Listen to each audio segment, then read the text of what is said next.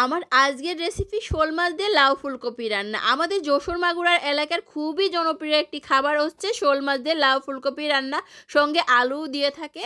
তবে এই খাবারটা শীতের সময় অন্তত একবার হলেও খাওয়াই লাগবে, এতটাই পছন্দ করে সবাই।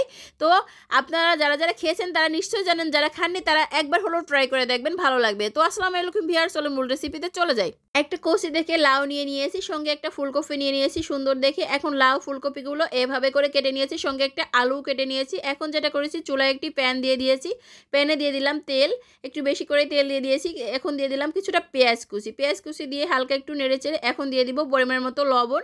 এই তো 1 চামচের একটু বেশি লবণ দিয়ে দিয়েছি।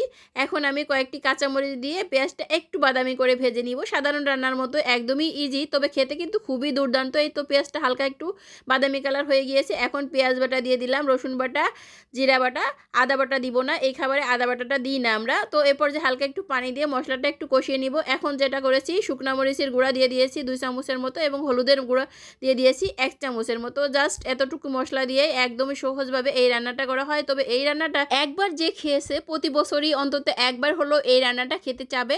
তো এ পর্যায়ে যেটা করেছিলাম, আগে আমি শোল মাছে লবণ হলুদ একটু শুকনা মরিচ মেখে রেখেছিলাম। আর এভাবে যদি মাছটা কষিয়ে রান্না করা হয় তাহলে অবশ্যই এটা মেখে রাখলে শোল মাছটা পরবর্তীতে রান্নার পরে সাদা সাদা ভাব হয়ে যায়, সেটা হয় না, কালারটা সুন্দর থাকে। আর শোল মাছটা একটু এভাবে কষিয়ে রান্না করলেই বেশি টেস্টি হয় ভেজে নেওয়ার থেকে। ভেজে নিলে একটু শক্ত শক্ত হয়ে যায়, খেতে ভালো লাগে না। তবে এভাবে যদি একটু কষিয়ে রান্না করা হয় তাহলে শোল মাছ একটা জুসিনেস থেকে যায়, আর খেতে কিন্তু খুবই ভালো লাগে। তো এই পর্যায়ে আমি একটু পানি দিয়ে দিলাম, পানি দিয়ে আবারও সুন্দর করে শোল মাছটা কষিয়ে নিব। আর শোল মাছটা যত সুন্দর করে কষিয়ে রান্না করা হবে, রান্নাটাও তত টেস্টি হবে। এ পর্যায়ে কিছুক্ষণ ঢাকনা দিয়ে রেখেছিলাম, শোল মাছটা সুন্দরভাবে কষানো হয়ে গিয়েছে। এখন এক এক করে শোল মাছগুলো আমি তুলে নিব।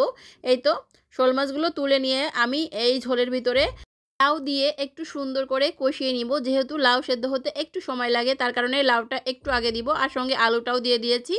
এই তো লাউটা একটু সুন্দর করে মশলার সঙ্গে মিশিয়ে কিছুক্ষণ আমি কষিয়ে নিব।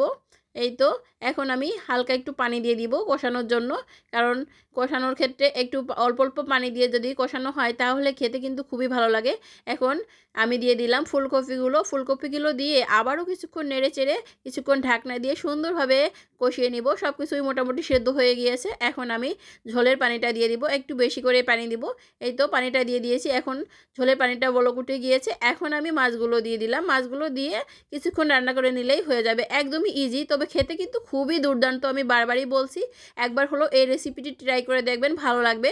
আমাদের যশোর এলাকার লোকেরা সবাই কম বেশি এই খাবারটা খেয়ে থাকে, তবে অন্য এলাকার লোকেরা খায় কিনা অবশ্যই কমেন্টস করে জানিয়েন আপুরা। তো রান্নাটা প্রায় শেষের দিকে। এখন আমি উপর দিয়ে কয়েকটি কাঁচামরিচ দিয়ে দিলাম জাস্ট একটু ফ্লেভারের জন্য। আর উপর দিয়ে এ পর্যায়ে আমি দিয়ে দিব একটু ভাজা জিরার গুঁড়া। আর এই রান্নাটাই ভাজা জিরার গুঁড়া দিলে কিন্তু অন্যরকম একটা ফ্লেভার আসে, খেতে কিন্তু খুবই দুর্দান্ত লাগে। তো মাশাল্লাহ, এই তো দেখতে যেমন লোভনীয় হয়েছে আর খেতে কিন্তু সেরকমই অসাধারণ হয়েছে। আর রান্নার লাস্টে সবসময়ের জন্য আমি একটা কথা বলে থাকি, আমার রান্নাটি যদি ভালো লেগে থাকে আপুরা প্লিজ একটু অন্য আপুদের দেখার জন্য লাইক কমেন্ট শেয়ার করে দিন। আল্লাহ হাফেজ, সবাইকে অনেক অনেক ধন্যবাদ।